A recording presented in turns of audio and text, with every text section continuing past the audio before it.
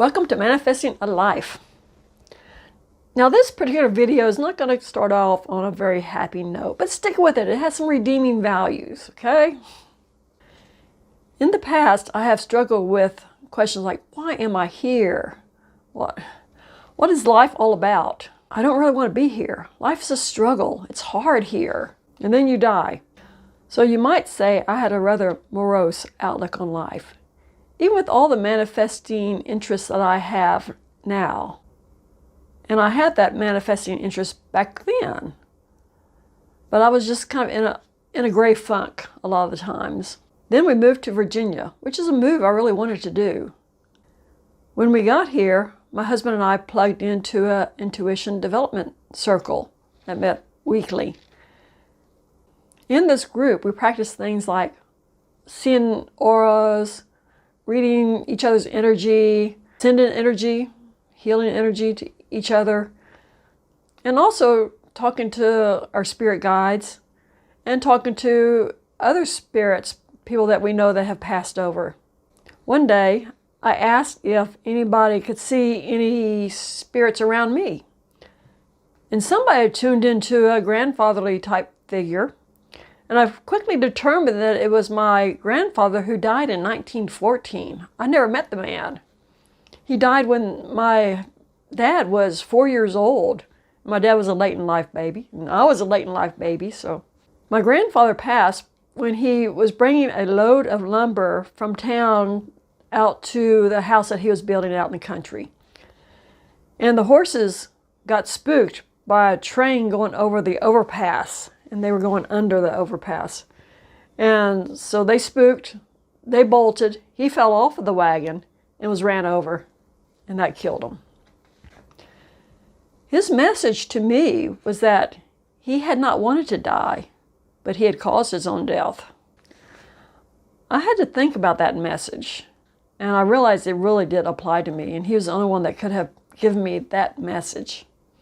Because like I said early on, I was in that gray funk and had been for years thinking that, this is such a hard life. It's so difficult. And why are we here? Why do I have to be here? And, I feel like the teenager with the eyes rolling.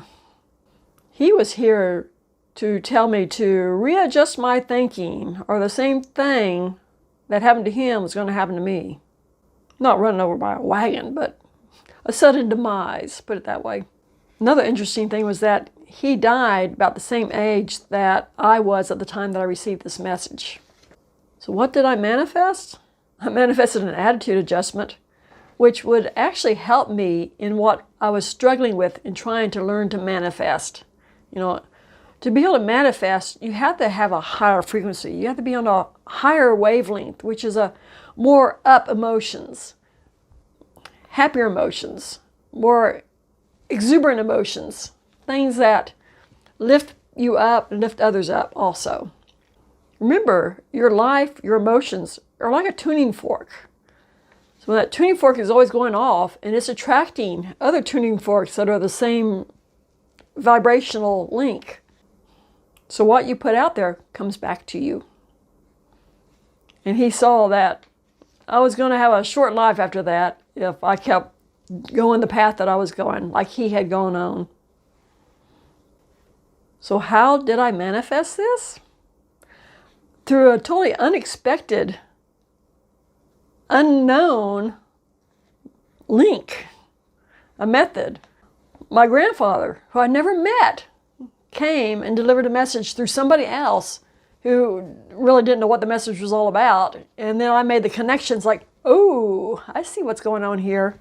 And I did. I changed my attitude at that point. I was like, okay, I see what's going on. I've got to make a change.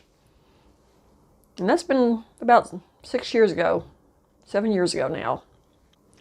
So when you're trying to manifest something, just be open. Be open to where it's coming from. Be open to a source. No matter where it's coming from, you may not be expecting it at all.